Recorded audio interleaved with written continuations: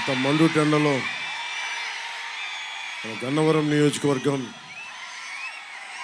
మన హనుమాన్ జంక్షన్లో మీరందరూ వచ్చి మీ విలువైన సమయాన్ని కేటాయిస్తున్నందుకు మనస్ఫూర్తిగా మేడల పైన మిద్దెల పైన ఇంత మండుటెండలో చూస్తున్న ముందుగా మా ఆడపడుచులకి, మా అక్క చెల్లెళ్ళకి, యువతులకి, పెద్దలకి, మీ అందరికీ నా హృదయపూర్వక నమస్కారాలు. దారి పొడవుతా ఎంతో ప్రేమగా స్వాగతం పలికిన రైతాంగానికి, యువతకి, గన్నవరం యువతకి, జన సైనికులకి, మబ్బుల్లో పరిగెత్తే పిడుగులు లాంటి జన సైనికులకి, తెలుగుదేశం ఉరకలేసి ఉత్సాహంతో ఎట్లాగైనా సరే అవినీతి ప్రభుత్వాన్ని గద్దె దింపాలన్న ఏకైక కర్తవ్యంతో ముందుకొచ్చిన నిలబడ్డ తెలుగుదేశం కార్యకర్తలందరికీ, తెలుగు మహిళలకి, జనసేన వీర మహిళలకి, జనసేన తరపు నుంచి, కూటమి తరపు నుంచి మీ అందరికీ నా హృదయపూర్వక నమస్కారాలు. మే 13న మనకి ఎన్నికలు, భవిష్యత్తుని దిశానిర్దేశం చేసే ఎన్నికలు మనకి. ఈ ఎన్నికల్లో మీరు గుర్తుపెట్టుకోవాల్సింది, ఈ రోజున నా పక్కన ఉన్న యార్లగడ్డ వెంకట్రావు గారు, బాలశౌరి గారు, వీళ్ళిద్దరూ ప్రత్యేకించి వైసీపీ నుంచి బయటకు వచ్చేసారు. వైసీపీ నుంచి ఎందుకు బయటకు వచ్చారు? ఆత్మగౌరవం ఉన్న వాళ్ళు ఎవరో కూడా, సిల్లీ పాలిటిక్స్ చేయని వాళ్ళు ఎవరైనా సరే, చీప్ రాజకీయాలు చేయకూడదు, మా నైజం కాదు అనుకున్న బాలశౌరి గారు, మా ఆత్మగౌరవాన్ని తాకట్టు పెట్టలేం అని చెప్పి యార్లగడ్డ వెంకట్రావు గారు, వీళ్ళిద్దరూ దాస్యం చేయలేక, ఆత్మగౌరవాన్ని చంపుకోలేక ఈ రోజున బయటకు వచ్చేసారు వైసీపీ నుంచి. యార్లగడ్డ వెంకట్రావు గారు ఆత్మగౌరవాన్ని నిలబెట్టుకోవడం కోసం ఆయన తెలుగు జాతి ఆత్మగౌరవాన్ని నిలబెట్టిన తెలుగుదేశం పార్టీలో జాయిన్ అయ్యారు. బాలశౌరి గారు ఎన్నిసార్లు, యార్లగడ్డ వెంకట్రావు గారు కూడా చెప్తా ఉన్నారు, ఎన్నిసార్లు మీరు తిట్టు, అపోజిషన్ పార్టీలను తిట్టు, టీడీపీ నాయకులను తిట్టు, జనసేన నాయకులను తిట్టు, వాళ్ళ ఇంట్లో వాళ్ళని తిట్టు అంటే వీళ్ళెవరూ ఒప్పుకోలే. మాట చూడటానికి మెత్తని మనిషి, చాలా సుకుమారంగా మెత్తగా ఉంటారు బాలశౌరి గారు. గొంతు లేచిందా, కార్యకర్తలకు ఎలా నిలబడతారనేది మొన్న ఈ మధ్యన మచిలీపట్నంలో చూసాం. నాకు నిజంగా గర్వేస్తుంది. బాలశౌరి గారికి ఎంపీ అభ్యర్థిగా నిలబెట్టి జనసేన ఒక బలమైన నాయకులకి, కార్యకర్తలకి చాలా అండగా ఇచ్చిందని. నాతో పాటు వేదిక పైన నూజివీడు నుంచి పోటీ చేస్తున్న శ్రీ కె పార్థసారథి గారు నూజివీడు నుంచి పోటీ చేస్తూ ఉన్నారు. ఇంకోవైపు పెనమలూరు నియోజకవర్గం నుంచి శ్రీ బోడే ప్రసాద్ గారు పోటీ చేస్తున్నారు. రాష్ట్రం కోసం ఎంతో నలిగి పాపం ఆయన పెద్ద మనసుతోటి బందర్ అభ్యర్థిగా మీరు జనసేనకి ఇస్తే మనస్ఫూర్తిగా జనసేనకి అండగా నిలబడతానని చెప్పి టీడీపీ పార్లమెంట్ అధ్యక్షులు మాజీ ఎంపీ కొనకళ్ళ నారాయణ గారికి మనస్ఫూర్తిగా ధన్యవాదాలు తెలుపుతున్నాం. జిల్లా అధ్యక్షులు శ్రీ బండిరెడ్డి రామకృష్ణ గారికి మనస్ఫూర్తిగా నా కృతజ్ఞతలు. బాగా ఇష్టమైన నాయకులు, నేను గొడవ పెట్టుకున్న నాయకులు. ఎవరు స్నేహితులు అవుతారు? గొడవ పెట్టుకున్న వాళ్ళే స్నేహితులు అవుతారు. పవన్ కళ్యాణ్ పోటీ చేస్తానంటే దెందులూరు నుంచి నేను నెగ్గిస్తాను, గెలిపిస్తానని చెప్పిన చింతమనేని ప్రభాకర్ గారికి మనస్ఫూర్తిగా నా హృదయపూర్వక నమస్కారాలు. ఆయనతో గొడవ పెట్టుకోవడం కూడా అందంగా ఉంటుంది. నాకు ప్రేమ ఉన్న చోట గొడవ ఉంటుంది. ఏం ప్రభాకర్ గారు, మా ఇద్దరికి ఆ సామరస్యం కుదిరింది. అంటే గొడవతో స్టార్ట్ అయిన మైత్రి చాలా బలంగా ఉంటుందని చెప్తారు. గొడవతో స్టార్ట్ అయిన మైత్రి ఏమంటారు? బండి మీద ఎక్కారు, మిమ్మల్ని అడుగుతూ ఉన్నా.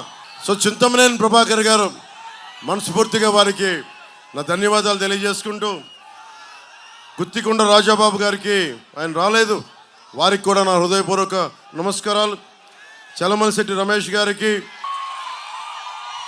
మల్లవల్లి SEZ కోసం తెలంగాణ నవాబులు ఇచ్చిన భూముల్ని ఉర్దూ ఒరిజినల్ పత్రాలు ఉండి వాళ్ళకి అన్యాయం జరిగింది, మల్లపల్లి SEZ వల్ల మీరు రావాలి అని చెప్పి నా కోసం పని కట్టుకొని వచ్చిన చలమలశెట్టి రమేష్ గారికి, గన్నవరం నియోజకవర్గ సమస్యల్ని జనసేనకి ముందుండి తీసుకొచ్చిన చలమలశెట్టి రమేష్ గారికి మనస్ఫూర్తిగా నా హృదయపూర్వక నమస్కారాలు. అలాగే BJP incharge doctor Gannavaram incharge doctor Phani గారికి, ముద్రపోయిన వెంకటేశ్వరరావు గారికి, టీడీపీ పరిశీలకులు గన్నవరానికి, గరికిపాటి శివ గారికి, జేఎస్పీ ఎలక్షన్ కోఆర్డినేటర్ వారికి కూడా నా హృదయపూర్వక నమస్కారాలు. మనకు కావాల్సింది ముఖ్యంగా కీలకమైన మనకి విద్య, వైద్యం, ఉపాధి, సాగునీరు, తాగునీరు, లా అండ్ ఆర్డర్. 2014లో నేను తెలుగుదేశం పార్టీకి, భారతీయ జనతా పార్టీ కూటమికి నేను మద్దతు తెలిపినప్పుడు వల్లభనేని వంశీ గారు నాకు చెప్పడం గుర్తుంది. ఎప్పుడు ఓటయ్యని ప్రాంతాల్లో కూడా మీరు చెప్పడం వల్ల నాకు ఓట్లు పడ్డాయి అని చెప్పి మనస్ఫూర్తిగా చెప్పారు. అతను చాలా హేతువు ఉన్న నాయకుడు, వివేకం ఉన్న నాయకుడు, ప్రజలకు అండగా ఉన్న నాయకుడు అనుకున్నాను. కానీ ఈ రోజున విభేదాలు ఉండొచ్చు. నేను చంద్రబాబు గారితో విభేదించాం, చింతమనేని ప్రభాకర్తో విభేదించాం. ఎక్కడా కూడా పాలసీ దాటి వ్యక్తిగతంగా కానీ ఒక్క మాట మాట్లాడాలి. ఆయన కూడా అంతే నాతో మాట్లాడారు, విభేదించాం. రాజకీయాలు విభేదాలు ఉంటాయి, పాలసీ పరమైన అభిప్రాయ భేదాలు ఉంటాయి, మాట అనుకుంటాం. కానీ దానికి ఒక పరిమితి ఉంటుంది. కానీ వల్లభనేని వంశీ గారు నాకు ఇందాక మన యార్లగడ్డ వెంకటరావు గారు చెప్తా ఉన్నారు, మీరు కూటమికి, ముఖ్యంగా జనసేన మద్దతుదారులకి, జనసేన నాయకులకి, జనసేన వీర మహిళలకి ప్రత్యేకించిన విన్నపం. వల్లభనేని వంశీ గారు చెప్తున్నది నా దృష్టికి వచ్చింది. మీరు ఓటు ఎంపీగా బాలశౌరి గారికి వేసి మనకి గన్నవరం ఎమ్మెల్యే మట్టుకు నాకేయండి అడుగుతున్నారని. మీరు అది కూటమిలో అది సమంజసం కాదు.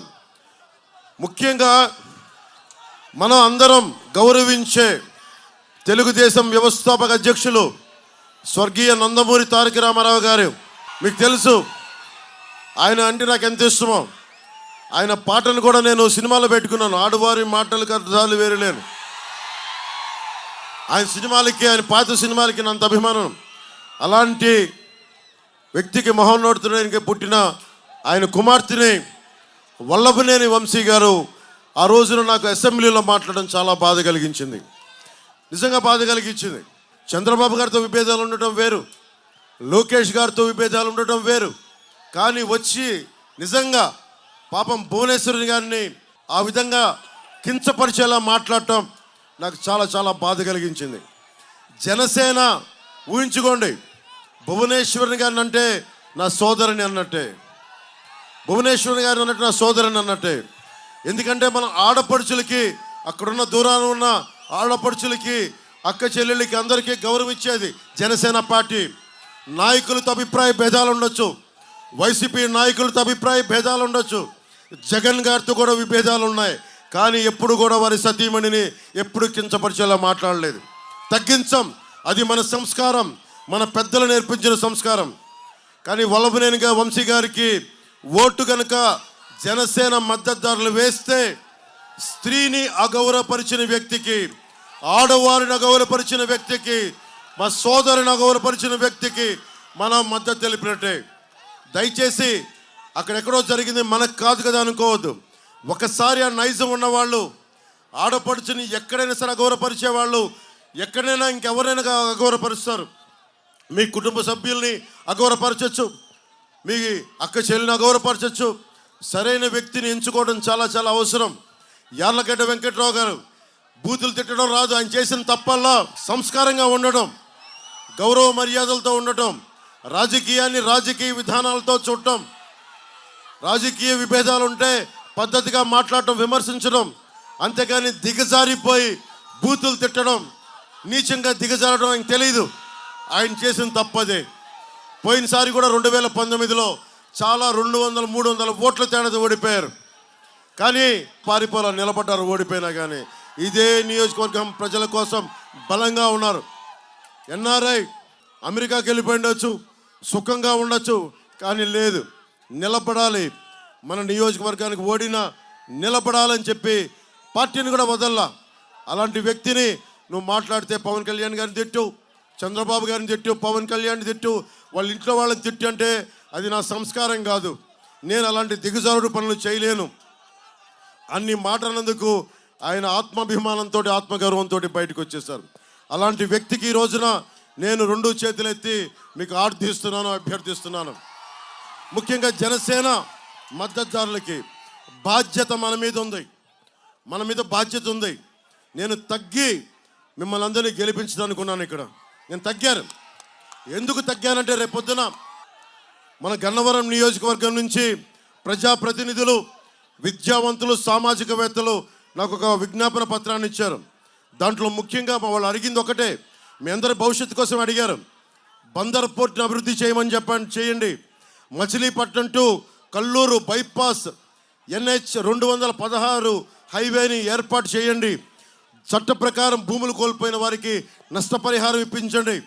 గన్నవరం ఎయిర్పోర్ట్స్ కోసం సేకరించిన భూములకి ల్యాండ్ పూలింగ్లో అమరావతిలో ప్లాట్లు కేటాయించండి. కౌలు బకాయిలు ఇప్పించండి అడుగుతూ ఉన్నారు. ఉన్న ఎమ్మెల్యే బ్రహ్మలింగయ్య చెరువుని మట్టి దవ్వేశారు. చెరువులను కాపాడుకోవాలి మనం. అలాంటి చెరువుల్ని వీళ్ళు మట్టి కింద తవ్వేసుకుంటున్నారు. వందల కోట్లు దోచేశారు ఇక్కడ. కానీ బ్రహ్మలింగయ్య చెరువుని విద్యావంతులు, మేధావులు, సామాజికవేత్తలు అడుగుతూ ఉన్నారు.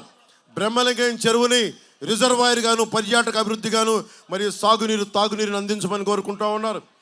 గన్నవరంలో IT కారిడార్ని పెట్టండి. మనకి మల్లపల్లిలో పూర్తి స్థాయిలో పరిశ్రమలను ఏర్పాటు చేయండి. అలాగే విజయవాడ ఏలూరు మధ్యలో రైల్వే లైన్ క్రాసింగ్ నెంబర్ 33-4 వద్ద అండర్ పాస్ ఏర్పాటు చేయాలి. అంటే ఖచ్చితంగా అది రైల్వే లైన్ కాబట్టి మన బాలశౌరి గారు గాజు గ్లాసు గుర్తు మీద ఆయనే మాట్లాడగలరు. ఇవన్నీ ఆయన మాట మెత్తగా ఉంటుంది. గొంతెత్తితే పగిలే కొద్ది గాజు ఎంత పదునెక్కుద్ది, ఆయన అంత పదునెక్కే మనిషి, పదునున్న మనిషి ఆయన. అలాగే NH 16 వేలూరు క్రాసింగ్ని కూడా జాతీయ రహదారికి అండర్ పాస్ ఏర్పాటు చేయమంటా ఉన్నారు. 2 అండర్ పాస్లు కోరుకుంటా ఉన్నారు, బ్రిడ్జిలు కోరుకుంటా ఉన్నారు. ఇవన్నీ కొన్ని కేంద్ర ప్రభుత్వం పరిధిలో ఉన్నాయి, కొన్ని రాష్ట్ర ప్రభుత్వ పరిధిలో ఉన్నాయి. వీటన్నిటిని మనస్ఫూర్తిగా మేము బాధ్యత తీసుకొని పూర్తి చేస్తామని నేను మీ అందరికీ మాటిస్తున్నాం. నేను ఇదే ఈరోజు అడుగుతూ ఉన్నాం. నేను పని చేస్తాను, పిఠాపురం నుంచి పోటీ చేస్తున్నాను, పని చేస్తాను, మేమందరం కలిసి పని చేయిస్తాను. ముఖ్యంగా సిబ్బంది కొరతతోటి మీరు అడిగారు కదా, జగన్కి మీరు చాలామంది ఓటేసి ఉండొచ్చు పోయినసారి.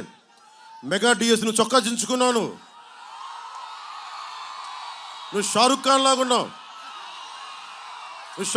ఉన్నావు, ఒక్కొక్కరికి ఒంటి మీద బలం, అస్సలు కొవ్వులు లేకుండా బలంగా ఉన్నారు. మీరు కోరుకుంది ఏం కావాలి? నీకు ఉపాధి అవకాశాలు కావాలి, విద్యా అవకాశాలు కావాలి. ఏం కావాలి నీకు? మీ అందరికీ ఉపాధి అవకాశాలు కావాలి. ఉపాధి అవకాశాలు ఎలా వస్తాయి? మద్యం అమ్మేవాడు ఉపాధి అవకాశాలు ఇవ్వగలడా? గంజా అమ్మేవాడు ఉపాధి అవకాశాలు ఇవ్వగలడా? ఎవడు ఇవ్వగలడు ఉపాధి అవకాశాలు? బాధ్యతగా ఉండే ప్రజాప్రతినిధుల కూటమే మనకి బాధ్యతగా మీకు ఉపాధి అవకాశాలు అందించగలదు. 30,000 మంది ఆడపిల్లలు, తల్లులు ముందు చెప్తా ఉన్నాను, 30,000 మంది ఆడపిల్లలు అదృశ్యం అయిపోతే ఒక్క ప్రజాప్రతినిధి మాట్లాడాల. వల్లభనేని వంశీ గారిని అడగండి, రేపు పొద్దున కనిపిస్తే నమస్కారం చెప్తాను, అన్నీ చేస్తాను. కానీ పాలసీ పరంగా నా సొంత రక్తం అయిందైనా సరే నేను విభేదాలు పెట్టుకుంటాను. వల్లభనేని వంశీ గారు నాకు తెలిసి ఉండొచ్చు, 2014లో ఆయనకి మద్దతు తెలిపి ఉండొచ్చు. కానీ ప్రజాక్షేమం కోసం, రాష్ట్ర హితువు కోసం ఈ రోజున జనసేన మద్దతుదారులు ఆయనకి దయచేసి ఆయన మాటల వల్ల పడద్దు. ఆయన డబ్బులు ప్రలోభాలు పెడతారు, దానికి పడకండి. 2,000 రూపాయలకి దయచేసి మనం లొంగిపోతే మీ బంగారు భవిష్యత్తుని మీరే పాడు చేసుకునే వాళ్ళు అవుతారు. ముఖ్యంగా జనసేన మద్దతుదారులకి 2 చేతులెత్తి నమస్కరిస్తున్నాను. నేను ధర్మం కోసం పోరాడుతున్నా. ధర్మందే గెలుపు, ధర్మందే విజయం, పొత్తుదే గెలుపు, కూటమిదే పీఠం. రాగానే మెగా డిఎస్సిని మనకి నోటిఫికేషన్ విడుదల చేస్తాం. అలాగే ఎస్ఐ ఉద్యోగాలకు కానీ, ఎస్ఐ రిక్రూట్మెంట్ కానీ, మనకి కానిస్టేబుల్ రిక్రూట్మెంట్ కానీ జరగల. అందరికీ, ఉద్యోగులందరికీ కాంట్రిబ్యూటరీ పెన్షన్ స్కీమ్ని తిరిగి దాన్ని ఎలా తీసుకురావాలి, దానికి ప్రత్యామ్నాయ మార్గాలు ఎతికి దానికి అండగా నిలబడాలి. ప్రతి ఉద్యోగికి నెల జీతాలు సక్రమంగా వచ్చేలాగా కాంట్రిబ్యూటరీ పెన్షన్ స్కీమ్కి సంవత్సరంలోపు ఒక పరిష్కార మార్గాన్ని కనుక్కుంటామని నేను మీకు మాటిస్తున్నాను. గన్నవరం కామ్రేడ్ సుందరయ్య, పుచ్చలపల్లి సుందరయ్య మీకు ఎంతమందికి తెలుసో తెలియదు. మీలాగే ఎర్ర కండువాలు కట్టుకొని దోపిడీ చేసే ఒక్కొక్కడి మీద పోరాటం చేసినాడు. ఆ ఎర్ర కండువా విప్లవానికి చిహ్నం, విప్లవానికి గుర్తు, మార్పుకి గుర్తు. ఆ ఎర్ర కండువ గుర్తుపెట్టుకుని పుచ్చలపల్లి సుందరయ్య గారు, తెలంగాణ సాయుధ పోరాట యోధుడు, కమ్యూనిస్ట్ యోధుడు. జగన్ కథలు చెప్తాడు, క్లాస్ వార్ అని కథలు చెప్తాడు. క్లాస్ వార్ ఉన్నాడు, ఏం చేశాడు? కూర్చోబెట్టి సారా కొట్లు పెట్టాడు, సారా ఫ్యాక్టరీలు పెట్టాడు, 40,000 కోట్లు దోచేశాడు. భవన నిర్మాణ కార్మికులు కండను కరిగించి రక్తాన్ని ధారపోసి మనందరం కలిసి ఒక 450 కోట్లు భవన నిర్మాణ కార్మికుల సంక్షేమ నిధికి ఇస్తే సంక్షేమ నిధిని దోచేసిన వ్యక్తి. ముఖ్యంగా భవన నిర్మాణ కార్మికులు దారి పొడవుతో నాకు నమస్కారాలు తెలియజేస్తుంటే వారికి ఒకటి చెప్తా ఉన్నాను, భవన నిర్మాణ కార్మికులకి మేము మీకు అండగా ఉంటాం. సంక్షేమ నిధిని తిరిగి రాగానే మీ అకౌంట్లో వేసే బాధ్యత మేము తీసుకుంటాం. అలాగే ముఠా కూలీల సంక్షేమాన్ని కూడా మేము బాధ్యత తీసుకుంటాం. కనకదుర్గమ్మ గుడి ఇక్కడ ఎర్రతి వాళ్ళు చూస్తామంటే చాలామంది కనకదుర్గమ్మ వారికి వెళ్తారు. అమ్మవారిని లాగే విగ్రహాలను ఊరేగించడానికి రథానికి ఉండే 3 వెండి సింహాలు మాయమైపోయినాయి. మాట్లాడితే ఏం మాట్లాడుతున్నారు? ఒక్కొక్కళ్ళు మాట్లాడితే సింహాలు పోతాయి, ఏం చేసుకున్నాం, మేడలు కట్టుకుంటావా, మిద్దెలు కట్టుకుంటావా అంటున్నారు. కాల్మనీ కేసులో పోలీస్ స్టేషన్ చుట్టూ తిరిగిన వ్యక్తి ఈ వైసీపీ ప్రభుత్వం వాళ్ళని తీసుకొచ్చి మనకి చైర్మన్ బాధ్యత ఇచ్చారు. వాళ్ళకి ఏదైనా మాట్లాడితే అమ్మవారి విగ్రహాలు పోతే కూర్చోబెట్టి ఏం మాట్లాడుతున్నాం, అమ్మవారి విగ్రహాలు ఏం చేయించుకుంటాం, మేడలు కట్టుకుంటాం, మిద్దెలు కట్టుకుంటాం అన్నారు.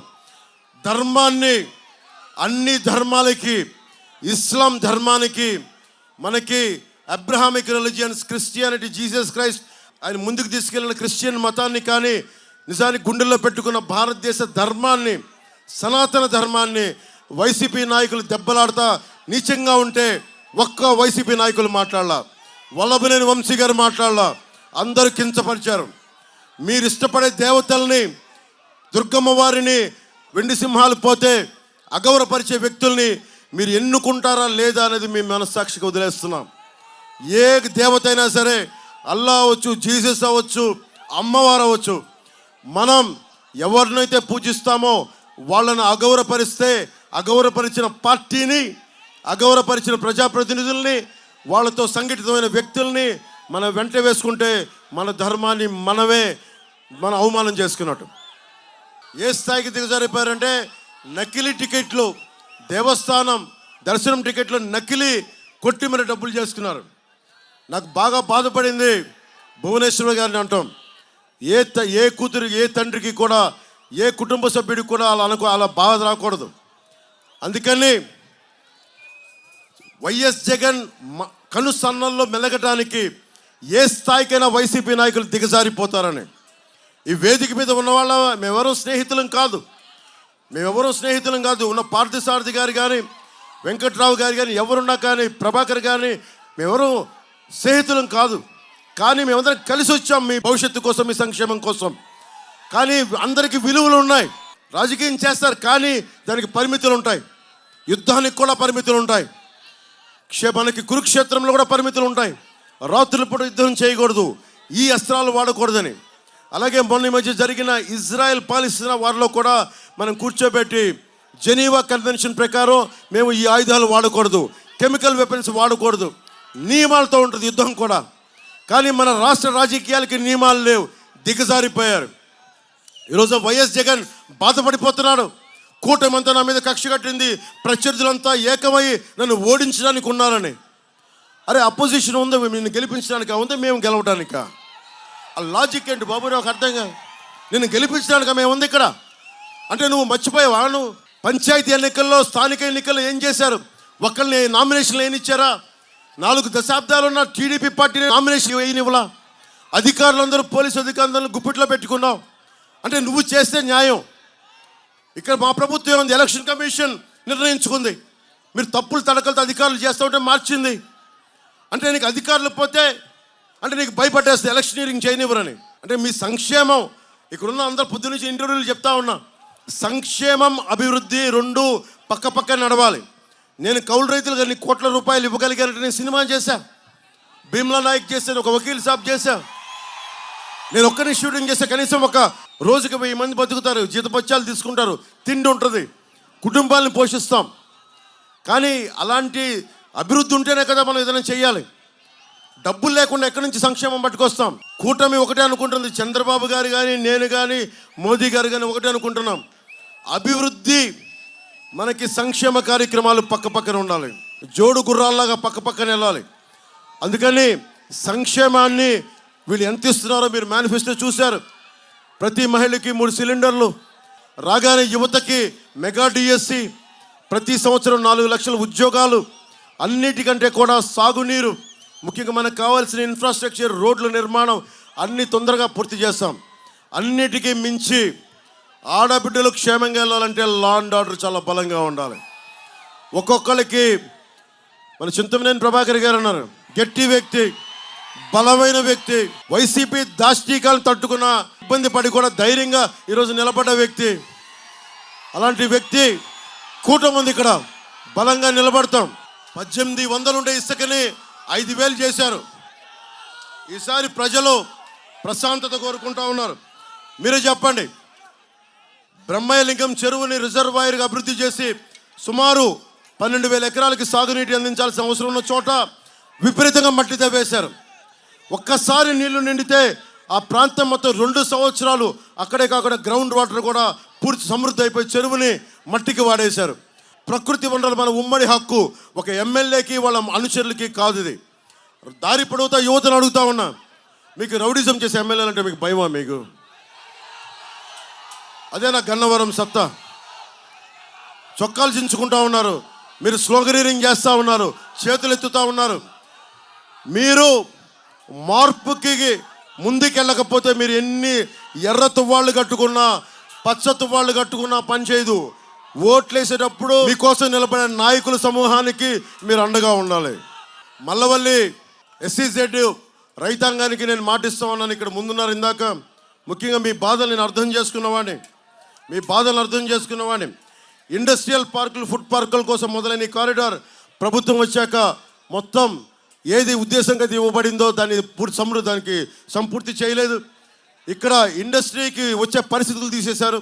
ఎమ్మెల్యే కానీ ఎమ్మెల్యే మనుషులు కానీ ఏ పరిశ్రమ పెట్టాలన్నా మాకు ఎంత ఇస్తావు, డబ్బులు ఎంత ఇస్తావు, మాకు రాయితీలు ఇస్తాం కానీ మీకు లంచాలు ఎందుకు ఇవ్వాలి? ఇక్కడ ఉన్న వాళ్ళు ఎవరికి అవినీతికి అవసరం లేదు, డబ్బులు అవసరం లేదు. ప్రతి పారిశ్రామికవేత్తని సంపూర్ణంగా మల్లవల్లి SEZ కోసం అందరికీ అండగా నిలబడతాం.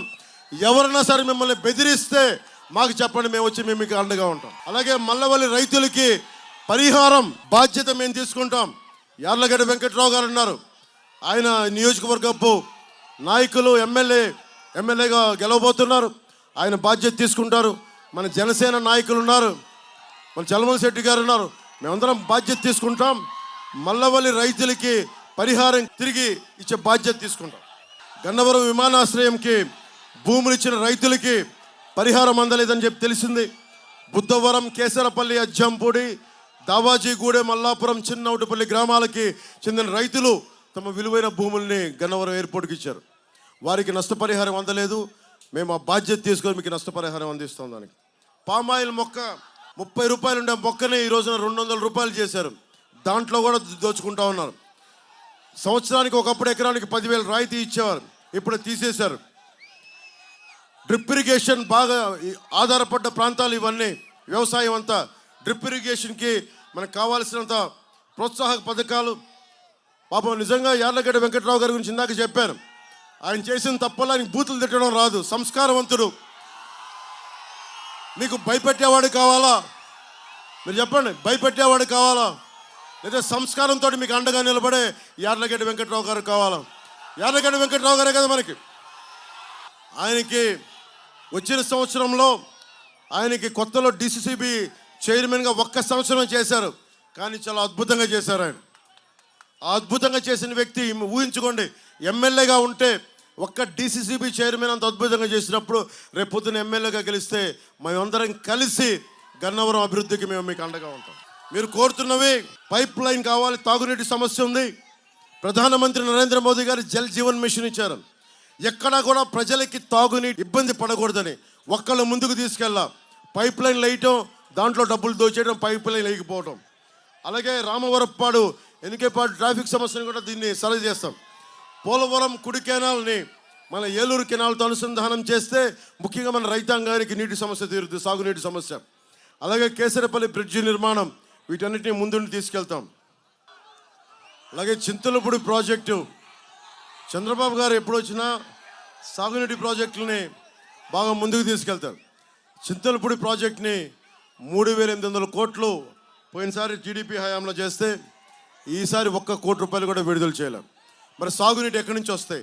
రైతు దుర్భిక్షంలో ఉండడా, రైతు గిట్టుబాటు ధర ఇవ్వరు, కనీస మద్దతు ధర ఇవ్వరు, సాగునీరు కూడా ఇవ్వరు. వచ్చాక మనం చింతలపూడికి బలంగా కేటాయించి దాన్ని పూర్తి చేసే బాధ్యత మనందరం తీసుకుందాం. పార్థసారథి గారు ఉన్నారు. పార్థసారథి గారు ఇలాంటి సీనియర్ నాయకులందరూ బాధ్యతతోటి మేమందరం కలిసి ముందుకు తీసుకెళ్తాం. ముఖ్యంగా యువతకి చెప్తా ఉన్నాం, యువతకి మీరు ధైర్యం చేయకపోతే మార్పు రాదు. నేను మీకోసం అన్నీ వదిలొచ్చాను. నేను మీకోసం వచ్చానా లేదా, నిలబడ్డానా లేదా? ఇప్పటంలో ఏం చేశాం? మాట ఇచ్చా ఇప్పటంలో వైసీపీ వ్యతిరేక ఓటును చీలనివ్వనని. నాకు సరదా కాదు. మన ఆంధ్రప్రదేశ్లో ఎవ్వరూ బాధపడకూడదు, గూండాగర్దీకి భయపడకూడదు, రౌడిజంకి భయపడకూడదు. అందరూ బలంగా ఉండాలి, సమిష్టిగా ఉండాలి. విభజన ఆంధ్రప్రదేశ్ బలంగా ఉండాలి. యువతకు ఉపాధి అవకాశాలు కావాలి. మేము కోరుకున్నా, నిలబడ్డా, ఒడిదుడుకులు ఎదుర్కొన్నాం, నిలబడ్డాం. ఈరోజున గన్నవరంలో మీకోసం వచ్చాం. ఒకటే అడుగుతున్నాం. నాతో పాటు వేదిక మీద పార్థసారథి గారు ఉన్నారు. పార్థసారథి గారు నూజివీడ్ నుంచి పోటీ చేస్తున్నారు సైకిల్ గుర్తు మీద. ఆయనకి నూజివీడ్లో ఉన్న జన సైనికులు, జనసేన మద్దతుదారులు అందరూ కూడా, ప్రజలందరూ కూడా పార్థసారథి గారిని మెజారిటీ ఇచ్చి గెలిపించమని కోరుకుంటా ఉన్నాం. బోడే ప్రసాద్ గారు పెనమలూరు నియోజకవర్గం నుంచి సైకిల్ గుర్తు మీద వారిని గెలిపించవలసిందిగా కోరుకుంటున్నాను భారీ మెజారిటీ తోటి.